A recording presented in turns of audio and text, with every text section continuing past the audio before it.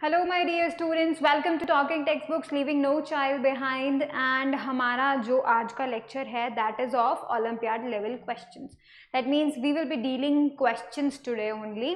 तो हमने जो कुछ भी पढ़ना था human ear and all about echo and all sound के बारे में, जो कुछ भी हमें सीखना था वो हम सीख चुके हैं। Now is the testing time, so you should try all the question by yourself and check them out if you are doing them correct और नॉट। राइट। एंड इससे क्या होगा, आपका स्कूल एग्जामिनेशन की प्रैक्टिस के साथ साथ आपको ओलंपियाड लेवल का भी प्रैक्टिस मिल जाएगा, दैट ओलंपियाड में किस तरीके के क्वेश्चंस पूछे जाते हैं, तो आपको कितना नॉलेज होना चाहिए, कितना डीपली सोचना चाहिए, कितना डीपली पढ़ना चाहिए, ये सब आपको आज पता चल जाएगा। ठीक है, so that is the main thing we were dealing with. Alright, चलो। If you want DPPs and study material, you can access them through our Telegram channel. What you have to do, you have to write a code that is TTB08 over there. ठीक है, तो Telegram के search box में TTB08 लिखो, हमारा channel 8th class के लिए appear हो जाएगा। Join that channel and you can get access all the DPPs and study material along with the notifications, right? That is the main thing also. सब कुछ ही main होता है वैसे तो। अब देखो, ये जो टीम आप देख रहे हैं, ठीक है, ये जो टीम आप देख रहे हैं, this is the team which is doing very much hard work for you all. आप सभी के लिए हम बहुत मेहनत कर रहे हैं कि हम आप तक क्वालिटी एजुकेशन पहुंचा सके, आपको इस काबिल बना सके कि आप स्कूल एग्जामिनेशन के साथ साथ ओलंपियाड की तैयारी कर सको एंड क्रैक कर सको उन एग्जाम्स को, ताकि आपका फ्यूचर जो है वो काफ़ी अच्छा स्ट्रॉन्ग फाउंडेशन पे तैयार हो। ठीक है, that is what we want to make you a strong foundation, right, on basis of your basics and all. ठीक है, that is a main purpose, that is the main thing, right. चलो, अभी मैं तुम्हें वो जो हम हर बार डील करते हैं, डिस्कस करते हैं, let me tell you that thing. Alright, so let me give you. ठीक है, सो देखो क्या होगा, आप क्या करेंगे, सबसे पहले तो हमारी वेबसाइट पे जाएंगे। ठीक है, www.talkingtextbooks.in। जब आप हमारी वेबसाइट पे जाएंगे तब आपको दो तरीके के पैकेजेस नजर आएंगे। हर क्लास के लिए दो अलग अलग पैकेजेस हैं। ठीक है, तो 8th क्लास के लिए भी डेफिनेटली है। एंड वहाँ पे जो दो तरीके के पैकेजेस हैं, वो दो तरीके के पैकेज हैं, एक तो फुल एंड टेस्ट सीरीज। ठीक है, तो जो फुल पैकेज है ये आपको प्रॉपर गाइडेंस प्रोवाइड कराता है पूरा throughout the year, you are going to do that, right. So basically that is the most important thing. And we all know, इस बात के लिए हम ये बात जानते हैं कि एक बच्चे को अगर तैयारी करनी होती है किसी भी कॉम्पिटिटिव एग्जाम की, तो उसे वेराइटी ऑफ सजेशंस मिलते हैं, बहुत तरीके के सजेशन मिलते हैं, ये बुक पढ़ो, वो बुक पढ़ो, ये अच्छी है, वो अच्छी है, राइट, इस तरीके क्वेश्चन सॉल्व करो, ये करो, वो करो। तो that is a very much confusing thing for a student, right. तो हम लोग ने यही कोशिश की है कि हम आप सभी को एक डायरेक्शन प्रोवाइड कर सके, आपको एक स्पेसिफिक स्टडी मटेरियल जो कि ओलंपियाड के लिए बनाया है एंड स्कूल के एग्जामिनेशंस के लिए भी हम लोगों ने उसी को तैयार किया है। सो बेसिकली एक स्टडी मटेरियल से you are going to get the knowledge and the question practice for both the examinations, right. That's is what we have created very much comprehensive study material. And उसके साथ साथ हम लोगों ने क्या किया है, आपको लाइव क्लासेस देने की कोशिश की है, that is free for everyone on YouTube, you can watch them, you are really watching them right now. ठीक है, तो that is the good thing also. And फिर हम लोगों ने क्या किया है, होमवर्क सबमिशन फीचर इंक्लूड किया है, जहाँ पे आपको होमवर्क करना होगा और हमें सबमिट करना होगा। सो बेसिकली ये एक ऐसे इंकरेजमेंट है कि आपको होमवर्क करना है। ठीक है, ये इंकरेजमेंट है, so you are going to do the homework and then you will be you will be doing the homework, you will be sending it to us, we will be checking that and telling you, right। that is the main thing also, because homework तो बहुत जरूरी होता है, right। जो homework करता है उसके गोल को क्रैक करने के चांसेस भी बहुत ज्यादा हो जाते हैं, तो that is also good। ठीक है, फिर उसके बाद जो है हम लोगों ने क्या किया है, आपको बाई वीकली क्विजेस प्रिपेयर किए हैं, दैट इज वेरी एक इस तरीका का प्रोसेस है जिससे आपको पता चलेगा कि आपका लेटेस्ट टॉपिक जो आपने अभी पढ़ा है वो आपको कितना क्लियर हुआ है। Alright, so that is like कि आप वीक में twice you are going to give the exam, you are give to give just a quiz, not the whole exam but a quiz, right, the mini version of the exam we can say. ठीक है, तो आपको twice बार जो है quiz देना पड़ेगा, that is what you have to do. And then you are going to get the periodic test papers, periodic test papers आपको मिलेंगे। पीरियोडिक टेस्ट पेपर्स का मतलब क्या होता है भाई, देखो पीरियोडिक का मतलब होता है कि तुम जो कुछ भी पढ़ रहे हो एक्चुअली में वो एग्जाम में, यानी जिस ओलंपियाड के बारे में आप सोच रहे हो उस एग्जाम में वो चीजें किस तरीके से पूछे जाएंगी, किस तरीके का क्वेश्चंस आपको मिलेंगे, क्या लेवल होगा क्वेश्चंस का, कितने क्वेश्चंस आएंगे, कितने टाइम में सॉल्व करने हैं, ये सब बातें आपको पीरियोडिक टेस्ट पेपर से क्लियर हो जाएंगी, ठीक है। तो you are getting all such features और these features in one package that is of 9,000. Also we are giving you a discount code that is CY Live. If you use this code you will be getting a 30% discount, so that is also good, right. अब देखो second जो package है वो क्या है, test series का package है। तो अगर आपको ऐसा लगता है कि you wanna go for the test series, right, you wanna test yourself कि भाई तुम्हें कितना पता है, तुम्हें क्या उस ओलंपियाड के जो जितना लेवल तुम्हारा होना चाहिए था क्या उतना लेवल है, are you able to solve the questions, ये सब चीज़ें आपको टेस्ट सीरीज से क्लियर आउट हो जाएंगी। So basically if you want the full guidance, if you want a testing series, you can definitely join them and if you have any query you can call us, ठीक है। And I am giving you a number, the number is 919549041111. You can call us on this number and all your queries will be resolved over there. So basically what we are trying to do here, we are going to provide you the guidance, importantly most of all, right, and if you are doing that in very much a direction you will be doing good, right, and आपको जो भी आपने सोचा है you will be cracking that. Alright, that is the main thing, that is I want to tell you. Well, everything is the main thing for me also, right. चलो अभी हम जो है प्रॉमिस करते हैं, promise yourself that you will be watching the whole lecture, you will be making proper notes and revising on a daily basis, तो बहुत जरूरी है, राइट। वैसे आज हम नोट्स नहीं बनाएंगे but still we are going to solve the questions, right. तो ठीक है नोट्स नहीं बनाएंगे बट क्वेश्चंस तो सॉल्व करेंगे। सो you should be noting down every solution, ठीक है, तुम्हें हर एक सोल्यूशन को नोट डाउन करना ही होगा। चलो तो अभी हम क्या करते हैं, क्वेश्चन स्टार्ट करते हैं। तो पहला क्वेश्चन जो है तुम्हारी स्क्रीन पे आ चुका है, so start doing it, start solving it, ठीक है। सॉल्व करना स्टार्ट करो इस क्वेश्चन को। देखते हैं ये क्वेश्चन क्या कहता है। फर्स्ट ऑफ ऑल हम ये देखते हैं, fill in the blanks with the most appropriate option, ठीक है। ये चारों ऑप्शंस हैं, इन चारों ऑप्शंस में से जो वर्ड्स हैं वो तुम्हें इसमें यू नो इस स्टेटमेंट में you have to fill in, ठीक है। तो देखो, if a guitar string is pulled strongly, अगर एक गिटार स्ट्रिंग जो है उसको स्ट्रांगली पुल करेंगे, its amplitude of vibration first, that's what you have to fill in the word, and the note heard is second. If it is pulled lightly, its amplitude of vibration third and the note heard is fourth. So tell me the four words which needs to be fit in this.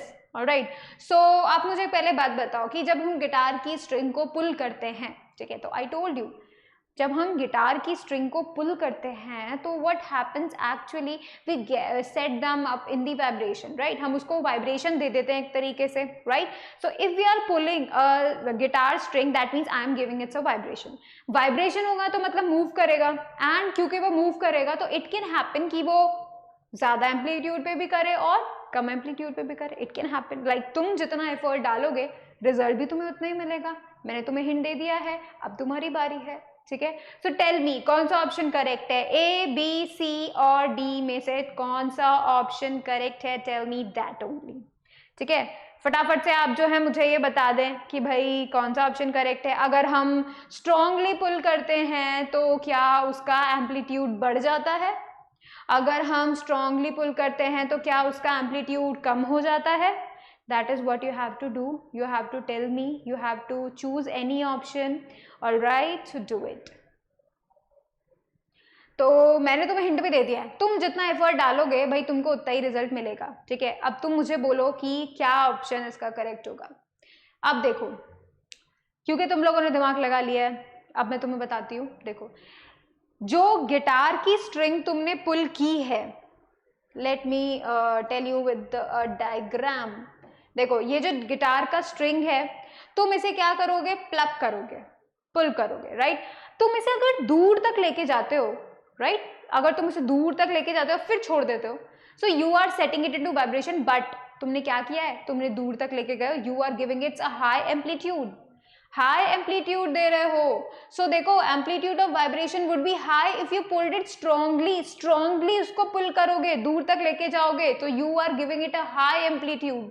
So basically अगर आप strongly किसी भी guitar string को पुल करते हो तो जो amplitude होगा वाइब्रेशन का वो कैसा होगा, इंक्रीज हो जाएगा, ठीक है, ज्यादा हो जाएगा, because you pulled it very strongly, तुम उसे दूर तक लेके गए हो, ठीक है। देखो, and the note heard is, अब तुम मुझे बताओ अगर एम्पलीट्यूड बढ़ जाता है तो तुम्हें ज्यादा आवाज सुनाई देगी ना, तो वो जो नोट होगा, तुम्हें जो आवाज आएगी, that is very much high, ठीक है, वो ज्यादा होगी, इंक्रीज होगी, राइट?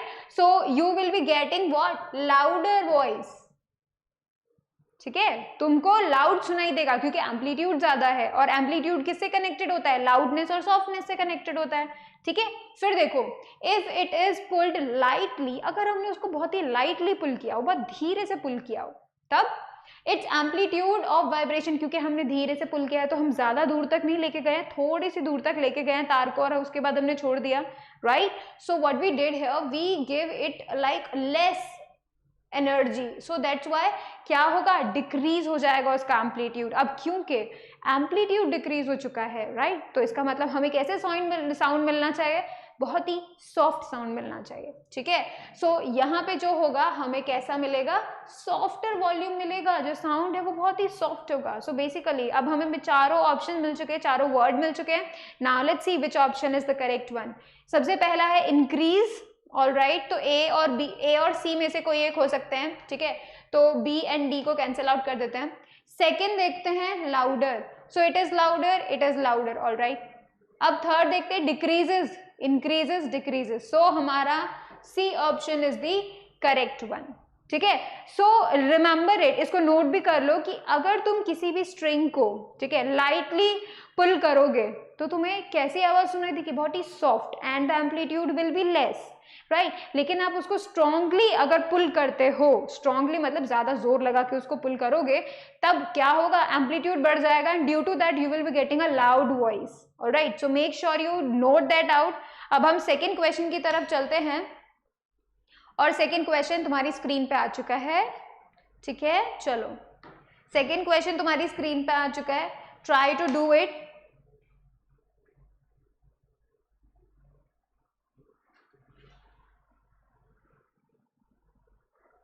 क्या कह रहा है ये question, let me tell you that.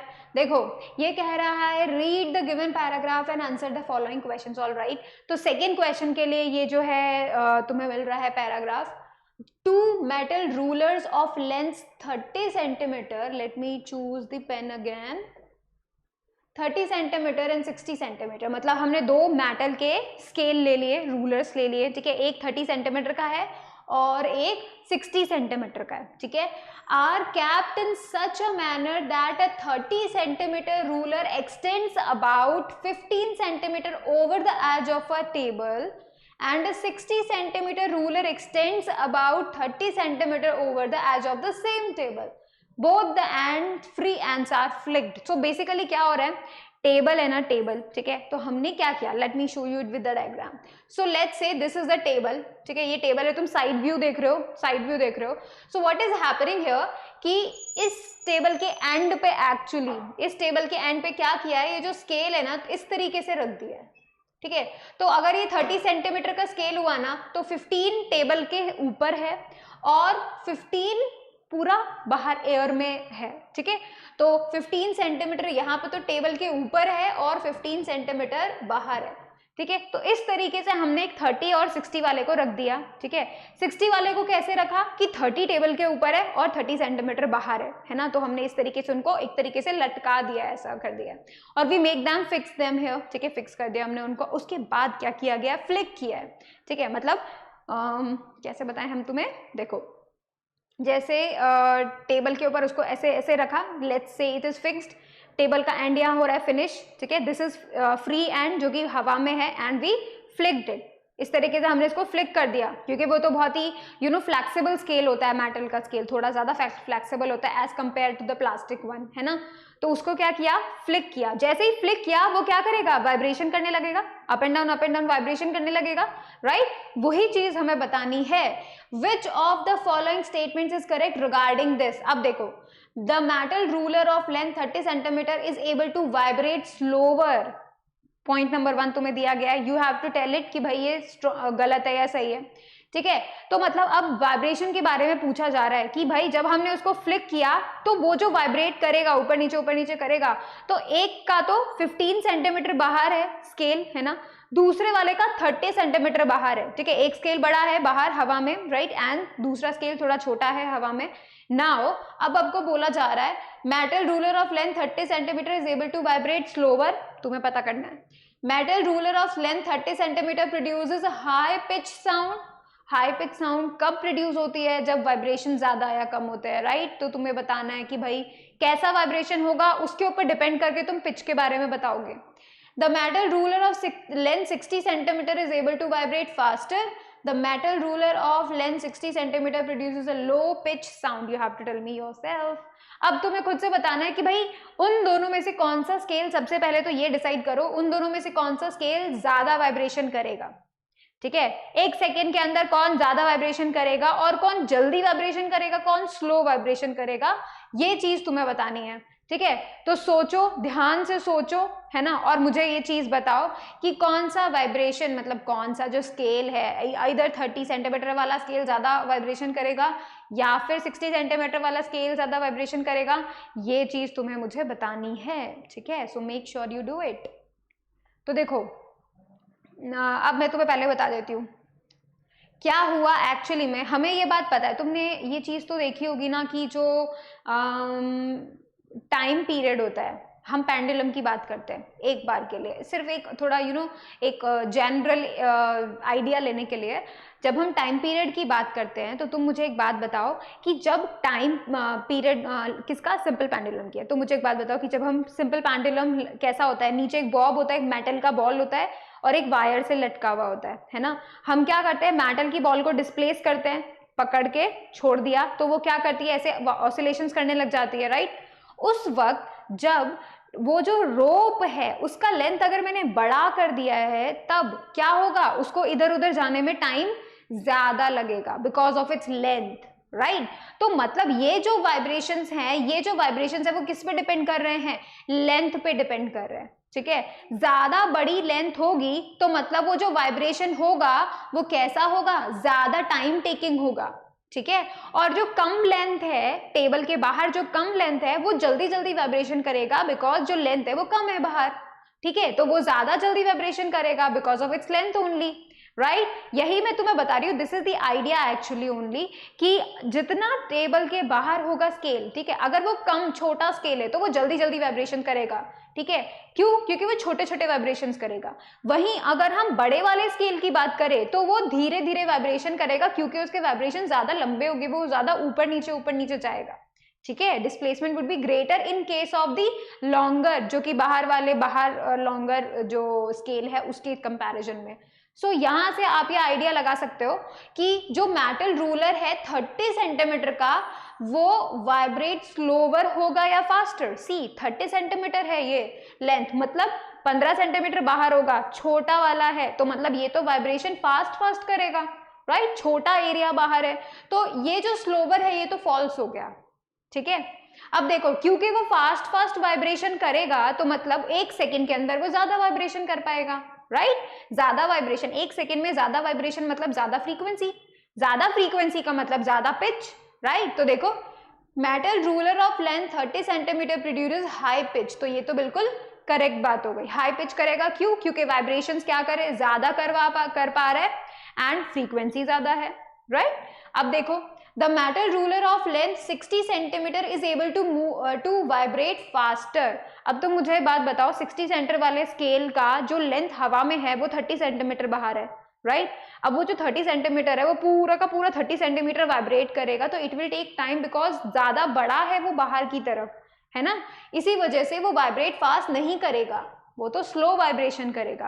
And क्योंकि वो स्लो वाइब्रेशन करेगा तो एक सेकेंड के अंदर वो कम वाइब्रेशंस करेगा, राइट। कम वाइब्रेशंस करने के चक्कर में उसका फ्रीक्वेंसी कम हो जाएगा और कम फ्रीक्वेंसी होगा तो it would be low pitch, right. तो it should be low pitch and yes, metal ruler of length 60 centimeter produces a low pitch, so yes it is also correct। तो हमें दो स्टेटमेंट करेक्ट मिले, एक तो हमें मिला सेकेंड और एक हमें मिला है फोर्थ, है ना। तो देखो second and fourth are the correct one, तो इसमें हमारा ऑप्शन बी क्या हो गया, करेक्ट हो गया, ठीक है। चलो अब हम कर रहे हैं इसी का, यही सिचुएशन है, we are doing the question third.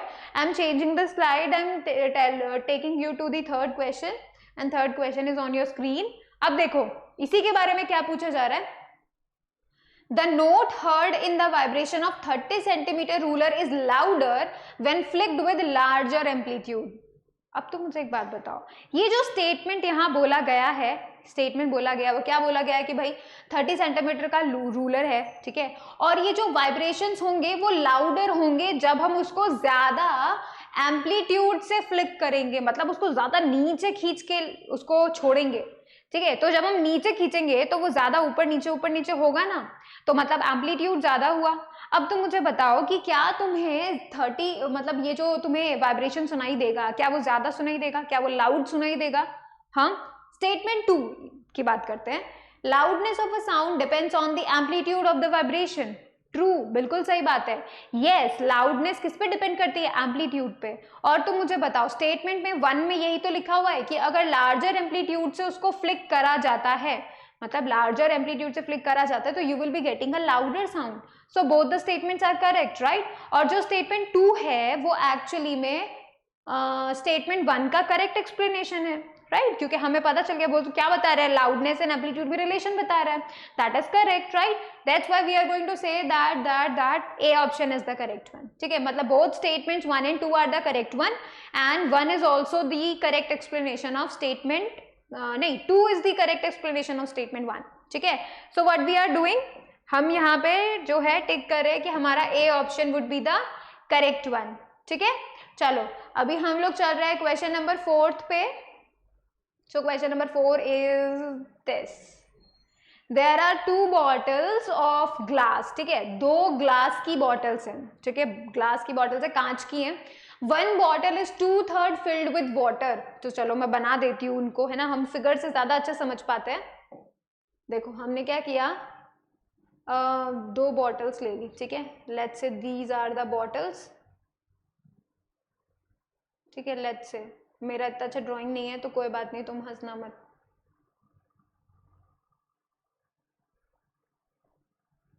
ठीक है, 2 बॉटल्स हमने ले ली हैं, ऑलराइट।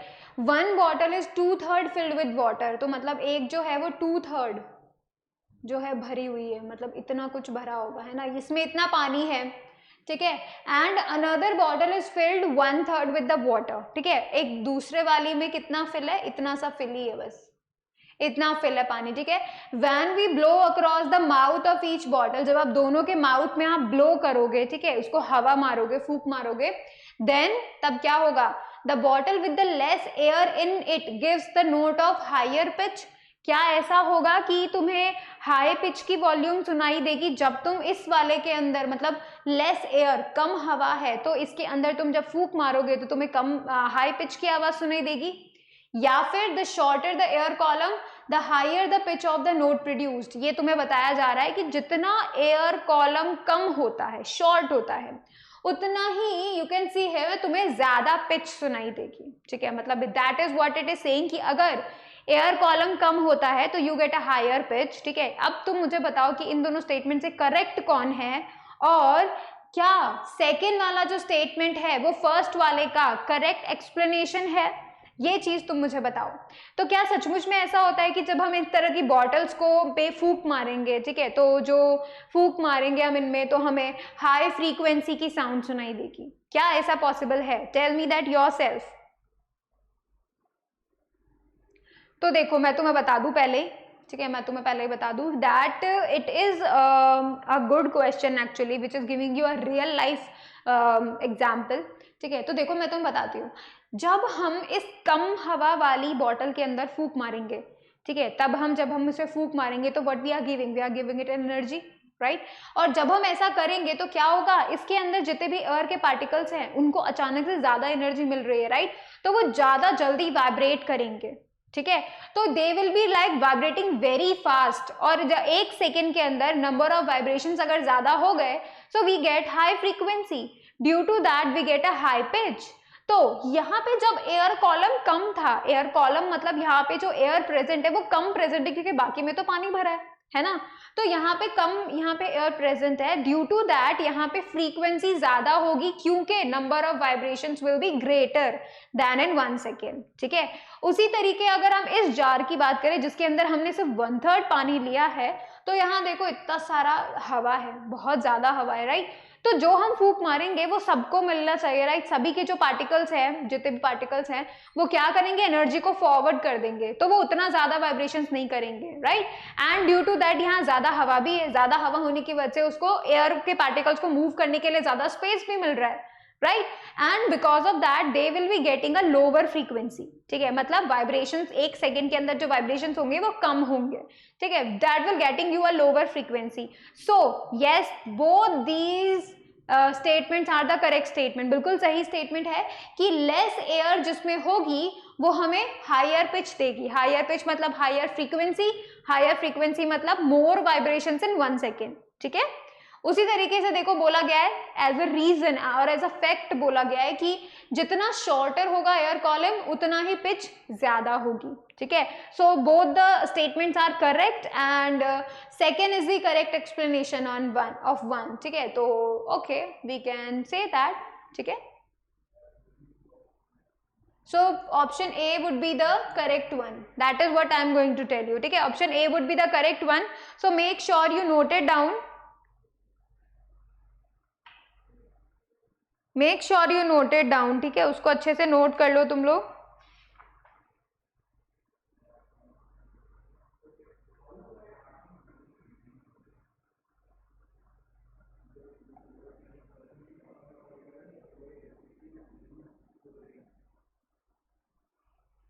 ठीक है, चलो अभी हम क्वेश्चन नंबर 5 आपके स्क्रीन पे दे रहे हैं। क्वेश्चन नंबर 5 जो है वो आपको मिल रहा है, question number 5, that is the question number 5। चलो क्वेश्चन नंबर 5 पढ़ रहे हैं। कंसिडर द फॉलोइंग स्टेटमेंट, जो स्टेटमेंट दिया है उसको कंसिडर करो and select the correct option which correctly identifies true and false, ठीक है। तो ये तुम्हें कुछ स्टेटमेंट बता रहे हैं, you have to identify that it is false और ट्रू। पहला बोल रहा है short string produces notes of low pitch. छोटी जो स्ट्रिंग होती है वो notes of low pitch produce करती हैं। तो ये सच्ची बात है या गलत बात है, ये हमें पता करना है, तुम्हें मुझे बताना है, ठीक है। सेकेंड देखो क्या बोलता है, thin string produces notes of high pitch. जो पतली स्ट्रिंग्स होती हैं वो ज्यादा पिच प्रोड्यूस करती हैं, यानी ज्यादा फ्रीक्वेंसी प्रोड्यूस करती है, पतली वाली जो स्ट्रिंग्स होती हैं। थर्ड स्टेटमेंट बोला जा रहा है tightly stretch string produces notes of low pitch. जो टाइट स्ट्रिंग्स होती हैं मतलब उनको खींच के बांधा गया है, ठीक है, तब जो वो प्रोड्यूस करेंगी pitch that would be low, ऐसा बोला जा रहा है। So you need to tell me कि भाई यहाँ पे ये जो स्टेटमेंट, तीनों ही स्टेटमेंट्स है, ये ट्रू है या फॉल्स है, that's it, what is you are going to tell me. Alright, ठीक है, मैं तो पेन सेलेक्ट कर लेती हूँ पहले तो देखो यहाँ पे कि एक्चुअली में ये एक ऐसा फैक्ट है जिसमें क्या होता है कि if you want a high frequency, अगर तुम्हें हाई फ्रीक्वेंसी चाहिए मतलब हाई पिच चाहिए, राइट, तो हाई फ्रीक्वेंसी में क्या करना पड़ेगा, तुम्हें नंबर ऑफ वाइब्रेशंस एक सेकेंड में ज़्यादा देने पड़ेंगे, सही बात है, राइट। उतना होगा, उतना वाइब्रेशन होगा, तभी हम बोलेंगे that is the high pitch. तो देखो कि जब छोटी स्ट्रिंग होगी, ठीक है, जब छोटी स्ट्रिंग होगी तो क्या होगा, उसको वाइब्रेशन के लिए जो उसका लेंथ है that would be low, right, उसका जो लेंथ है that would be low, short string है, ड्यू टू दैट जो वाइब्रेशंस होंगे वो सिर्फ उतने से एरिया में ही होंगे, मतलब उतने से लेंथ में ही होंगे, ठीक है। वो जो स्ट्रिंग का छोटी लेंथ है उतने में ही उसका जो होगा फ्रीक्वेंसीज वाइब्रेशंस होंगे वो सब उस छोटे से में होंगे, तो दैट्स व्हाई वहां पे नंबर ऑफ फ्रीक्वेंसी ज्यादा हो जाती है, ठीक है। तो I would be telling you कि जो शॉर्ट स्ट्रिंग्स होती है ना वो क्या करती है, हाई पिच प्रोड्यूस करती है, ठीक है। सो इसकी वजह से हम बोल सकते हैं कि भाई ये जो हमारा फर्स्ट स्टेटमेंट है वो कैसा हो गया है, फॉल्स हो गया है, क्योंकि शॉर्ट स्ट्रिंग्स जो होती हैं वो हाई पिच को बताती है, क्योंकि उनको वाइब्रेट करने का जो लेंथ है वो कम होता है, ठीक है।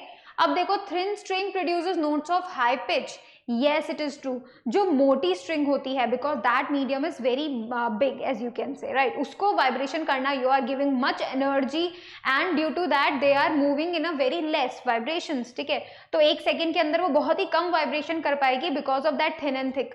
तो थिक वाली जो होती हैं रोप्स, उनको वाइब्रेशन करने में बहुत कम बहुत ही कम वाइब्रेशंस कर पाती हैं in very much large time, that's why high pitch की साउंड थिन स्ट्रिंग्स ही प्रोड्यूस कर पाती है, ठीक है। So we can say this is the true one. Also जितना ज्यादा टाइटली स्ट्रेच्ड होती है स्ट्रिंग्स, ठीक है, उतना ही ज्यादा एक्चुअली में वो हाई फ्रीक्वेंसी प्रोड्यूस करती है, ठीक है। तो तुम जितना उसको टाइटली करोगे, अब पहले से ही अगर वो ढीली होती है, लूज होती है, तो वो उतना अच्छा फ्रीक्वेंसी नहीं दे पाएगी क्योंकि वो पहले से ही लूज है, राइट। अगर आप उसको टाइटली स्ट्रेच करते हो, you are giving it a thing कि भाई तुम जितना भी फोर्स डालोगे वो सबका सब वाइब्रेशन में यूज होगा, ठीक है। So that's why we can say कि जो टाइटली स्प्रिंग्स होती हैं वो लो पिच को नहीं बल्कि हाई पिच को प्रोड्यूस करती हैं, और मतलब ज्यादा वाइब्रेशंस करती हैं 1 सेकेंड के अंदर, that is what high pitch is, right. अब देखो हम बोल सकते हैं फॉल्स ट्रू फॉल्स है, and which option is that, false true false, that is option D, false true false, ठीक है। so that's why we can say that option D is the correct one. so always remember कि भाई short, ठीक है, thin and tightly stretched, अगर ये तीन condition है, अगर ये तीन कंडीशन है short, thin and tightly stretched, अगर ये तीन कंडीशन है, that means you are going to get high frequency sound. Alright, that's what you need to remember. Alright, चलो अब नेक्स्ट वाले में जो है बढ़ते हैं, क्वेश्चन नंबर 6 की तरफ चलते हैं हम लोग. This is your question number 6, so let's get started. ठीक है, चलो 6 हम करते हैं फटाफट.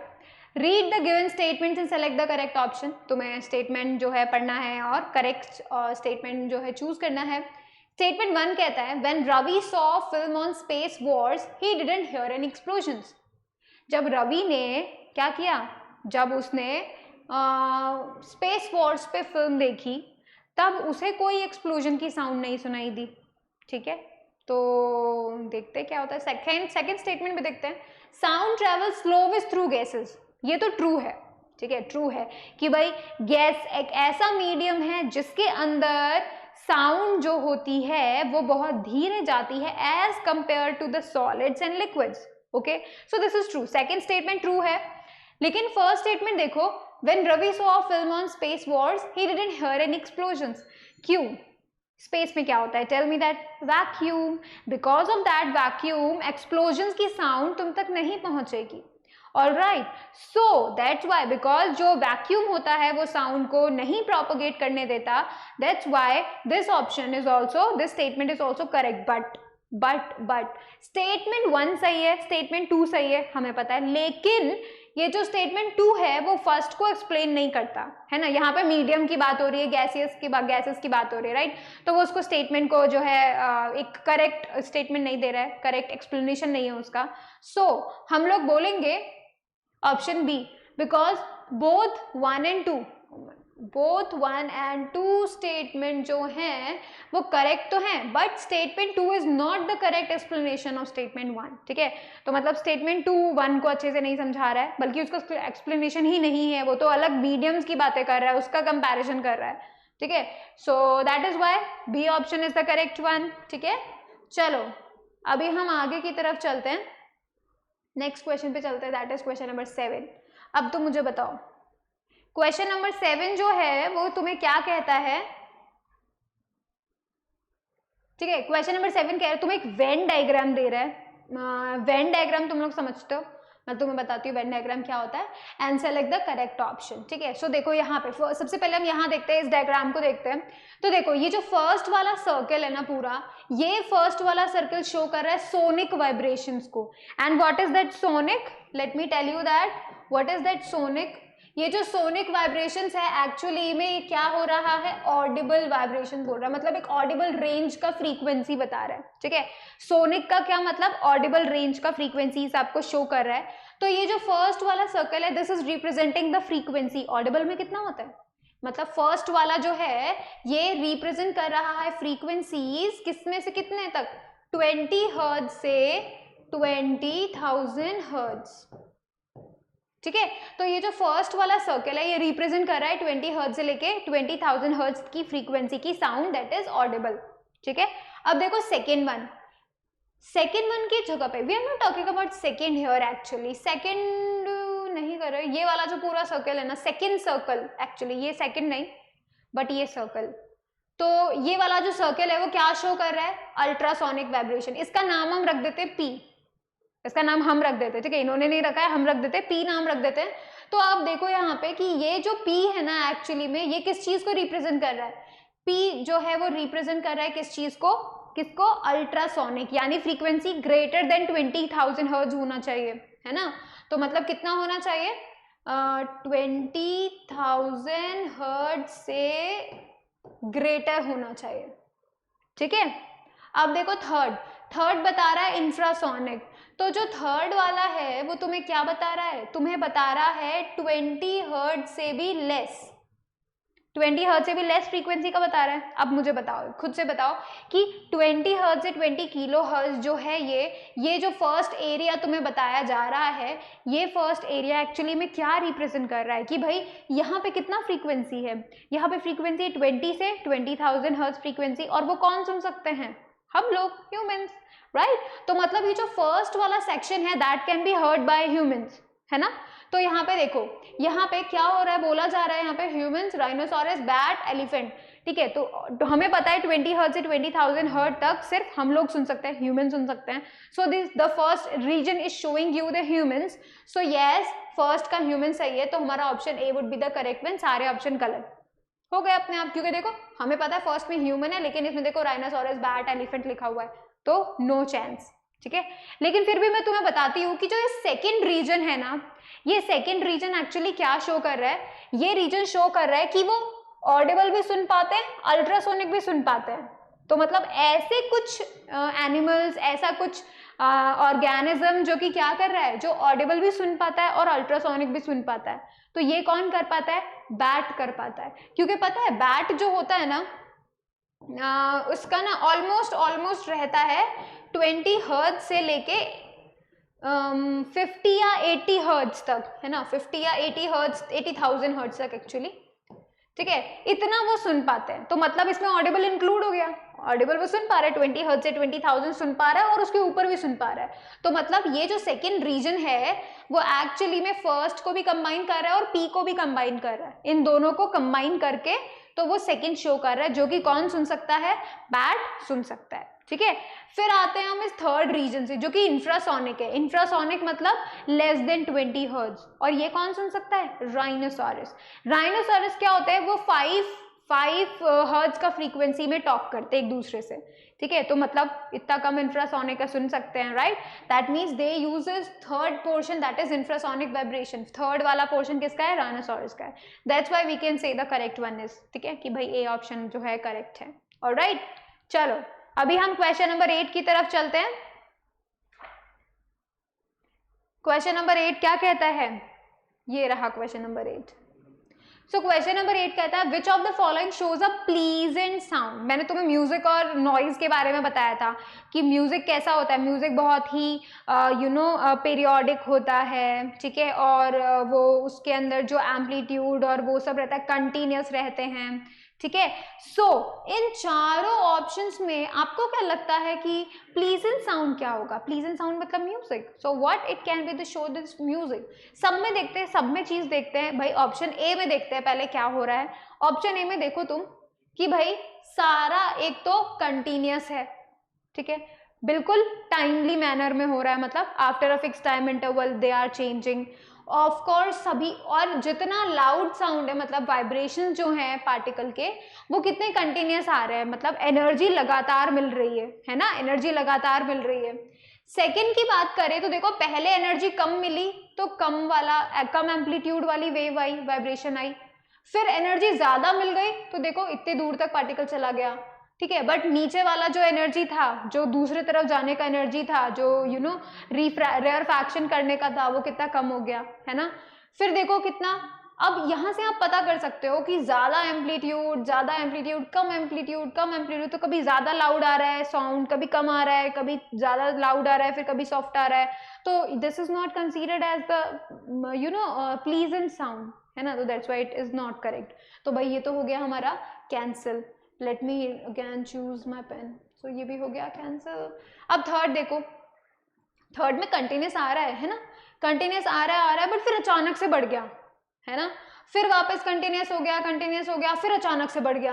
तो यहाँ पे आप देख सकते हो कि जो एम्पलीट्यूड है वो बीच बीच में ज्यादा हो रहा है, कम हो रहा है, मतलब बीच बीच में लाउड वॉइस आ रही है, कभी कम आ रही है, राइट। कंटिन्यूस आते आते लाउड हो गई अचानक से साउंड, फिर कंटिन्यूस फिर अचानक से लाउड हो गई। तो ये भी क्या हुआ? प्लीजेंट साउंड नहीं हुआ, नॉइज में कंसीडर हो जाएगा, राइट। सो ये भी हमारा करेक्ट नहीं है। डी की बात करें तो देखो ये पहले तो ज्यादा एम्पलीट्यूड फिर कम एम्पलीट्यूड फिर ज्यादा एम्पलीट्यूड कम एम्पलीट्यूड फिर ज्यादा फिर कम, तो ये भी जो है हमारी प्लीजेंट साउंड नहीं होगी। प्लीजेंट साउंड के लिए amplitude should be constant, amplitude जो है वो कांस्टेंट रहना चाहिए, लाउडनेस कांस्टेंट रहनी चाहिए, ऑल्सो सबके सब कंटिन्यूअस होने चाहिए। Alright, so that's why we can say कि ऑप्शन ए जो है वो रिप्रेजेंट कर रहा है एक प्लीजेंट साउंड को। ठीक है, चलो अभी हम चल रहे हैं क्वेश्चन नंबर 9 पे, जो कि तुम्हारे स्क्रीन पे आ चुका है। एक न्यूमेरिकल है ये, ठीक है, और ये तुम्हें बताया जा रहा है भाई एक न्यूमेरिकल इको पे बेस्ड है ये। ठीक है, तो देखो in an experiment to measure the speed of sound in air a boy stands 40 meter away. यहां से ही नोट करना स्टार्ट कर दो क्या क्या चीजें गिवन है क्वेश्चन में। देखो 40 meter away from a wall, तो मैंने एक दीवार बना दी। ठीक है, मैंने एक दीवार बना दी, और जो बच्चा है वो कितने दूरी पे खड़ा है, बच्चा कितने दूरी पे खड़ा है, 40 मीटर अवे, है ना, 40 मीटर अवे खड़ा हुआ है बच्चा। ठीक है, यहां तक दीवार से 40 मीटर की दूरी पे खड़ा है। And bangs 2 pieces of would together, दो जो लकड़ी के पीसेज है उनको एक साथ बैंग करता है। ठीक है, at the instant he hears the echo, उसने क्या किया, बजाया और इंतजार किया किसका, इको के आने तक। ठीक है, he bangs them together again, जैसे ही उसे इको सुनाई दिया उसने फिर से बजा दिया, इंतजार किया इको सुनाई देने का, फिर से बजा दिया। ठीक है, he does this activity 50 times, 50 times उसने ऐसा किया, बजाया, रुका जब तक साउंड सुनाई नहीं दिया, फिर जैसे इको सुनाई दिया वैसे ही वापस से बजाया, फिर इको सुना, फिर बजाया, ऐसे कंटिन्यूस करते करते करते करते 50 टाइम्स ही डज दैट। ठीक है, the time taken for 50 bangs is 12 second, 50 bangs करने के लिए उसको 12 सेकेंड लगे। ठीक है, which calculation gives the speed of sound in air. अब तुम्हें क्या करना है, स्पीड ऑफ साउंड निकालना है। I told you the what, I told you the formula, right. तो फॉर्मूला मैंने तुम्हें क्या बताया था कि भाई अगर तुम्हें स्पीड ऑफ साउंड कैलकुलेट करनी है तो तुम्हें क्या करना चाहिए, 2d divided by t, right. ये d तो चलो मुझे पता है क्या है, ये 40 मीटर है, d डिस्टेंस 40 मीटर है, तो मुझे पता चल गया ये d 40 मीटर है। What is t here, t का मतलब कितना टाइम, टाइम मतलब तुमने क्लैपिंग किया या फिर वुड बजाया तो आवाज गई और आवाज वापस आई टकरा के, ये जो टाइम लगा that is what t here, है ना। तो मतलब एक इको, पहली इको आने का जो टाइम था दैट इज t, राइट। अब आप देखो 50 बैंग्स किए उसने 12 सेकेंड में, तो मतलब 50 बार वापस आई, तो मतलब जितना टाइम लगा एक्चुअली में वो कितना लगा, 12 सेकेंड लगा, और 50 वाइब्रेशंस का 12 सेकेंड लगा। अब तुम मुझे एक बात बताओ, अब तुम मुझे बात बताओ कि देखो 50 बैंग्स में उसको कितने टाइम लग रहा है, उसको लग रहा है 12 सेकेंड। 50 बैंग्स में उसको 12 सेकेंड टाइम लग रहा है। तो तुम मुझे बताओ कि अगर मैं यहाँ पे एक बैंग, यानी जैसे मैंने पहली बार बजाई, आवाज गई, वापस आई, इस टाइम में मैं दूसरी बजाऊंगी, तो मतलब एक बैंड बजाने में कितना टाइम लगेगा, वही टाइम होगा जो मुझे चाहिए, राइट। तो एक बैंग का अगर मैं टाइम निकालना चाहती हूँ तो how would I calculate, I would be doing it like this, इतना टाइम लगेगा उसको एक बैंग को करने में, एंड दैट इज मतलब पहली बार एक इको आने में, आवाज का इको वापस आने में कितना टाइम लग रहा है, 12/50 सेकेंड्स। ठीक है, तो देखो यहाँ पे d का वैल्यू तो मैंने लिख दिया 40, t का वैल्यू लिख दिया मैंने 12/50। ठीक है, अब इसको मैं ऊपर लेके जाऊंगी तो 2 × 40 डिवाइडेड बाय 12 मल्टीप्लाई, ऊपर ही ऊपर मल्टीप्लाई बाय 50। ठीक है, तो ये है कैलकुलेशन जो हमें चाहिए ताकि हम स्पीड ऑफ साउंड को कैलकुलेट कर सके। ठीक है, तो देखो कौन सा ऑप्शन करेक्ट हो गया, 2 × 40 × 50, 2 × 40 × 50 डिवाइडेड बाय 12, तो देखो सी ऑप्शन हमारा जो है करेक्ट हो गया है। ठीक है, so that's how we are going to calculate the things, और इको की सिचुएशंस, कुछ इस तरीके के क्वेश्चंस तुम्हें मिल सकते हैं। ठीक है, ये आया हुआ है क्वेश्चंस एनएसओ में एक्चुअली। चलो अभी हम नेक्स्ट क्वेश्चन की तरफ चलते हैं, लास्ट क्वेश्चन है ये हमारा। ठीक है, लास्ट क्वेश्चन है, और देखो क्या बोला जा रहा है, ये वो एक्सपेरिमेंट हमने किया था ना प्रूव करने का साउंड को, कि भाई साउंड को मीडियम चाहिए ही चाहिए, इस चीज को प्रूव करने का एक्सपेरिमेंट है ये। देखो a student performed an experiment as shown in the figure, ये देखो यहाँ पे है, ये एक रिंगिंग इलेक्ट्रिक बेल है, ये ग्लास का जार है और नीचे से वैक्यूम पंप जा रहा है, ठीक है। तो देखो क्या होगा, देखते हैं अभी। What happened when air was pumped out of the jar and the electric bell rang? क्या होगा जब तुम क्या करोगे, इस ग्लास जार के अंदर जितना भी एयर है उसे वैक्यूम पंप से बाहर निकाल लो, ठीक है। जितना भी एयर है उसे बाहर निकालेंगे, निकाल लिया है, pumped out of the jar निकाल लिया गया है। उसके बाद इलेक्ट्रिक बेल का स्विच ऑन कर दिया, तो इलेक्ट्रिक बेल तो बजती हुई दिखाई देगी, बट आवाज तुमको सुनाई नहीं देगी, राइट। तुमको आवाज सुनाई नहीं देगी, क्यों? क्योंकि क्या हो रहा होगा एक्चुअली में, वहां पर एक्चुअली में वैक्यूम क्रिएट हो चुका है, सारी एयर तुम सक आउट कर चुके हो, तो वहां पर एक्चुअली में क्या हो रहा है, वैक्यूम क्रिएट हो रहा है। Due to that vacuum create हो रहा है, तो बाहर तुम तक आवाज नहीं आएगी, ठीक है, तुमको आवाज सुनाई नहीं देगी, because there is vacuum inside. Electric bell के चारों तरफ आगे साउंड को प्रोपेगेट करने के लिए जो पार्टिकल्स होने चाहिए थे वो नहीं है, so you will not be getting any sound, ठीक है। तो देखो तुम्हें क्या लगता है, साउंड बिकम्स लाउडर, क्या तुम्हें लाउडर सुनाई देगा? Second, sound become fainter first and then louder once all the air was pumped out, क्या ऐसा पॉसिबल है? C, the sound could not be heard anymore. D, the sound was the same as before. Right? तो यहाँ पे मैं तुम्हें बता देती हूँ कि the sound could not be heard anymore. Definite सी बात है, क्योंकि जैसे ही हमने सारी एयर को सक आउट कर लिया, वैसे क्या हुआ, अंदर का एयर जितना भी है वो तो हट गया, वैक्यूम क्रिएट हो गया। Due to that vacuum create हो गया, इसकी वजह से क्या हो रहा है कि वहां पर एयर मतलब साउंड को प्रोपोगेट करने के लिए जो पार्टिकल्स होने चाहिए थे वो नहीं है, क्या होगा, वहां पे बिल्कुल भी साउंड बाहर नहीं आएगा।